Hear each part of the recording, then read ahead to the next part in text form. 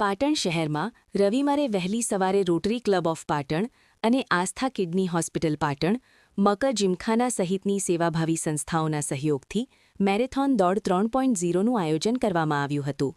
આ મેરેથોન દોડ યોજવાનો મુખ્ય આશય લોકોમાં કેન્સર, થેલેસેમિયા, દેહદાન, અંગદાન અને જનરલ ફિટનેસ માટે વધુમાં વધુ લોકોને જાગૃત કરવાનો હતો.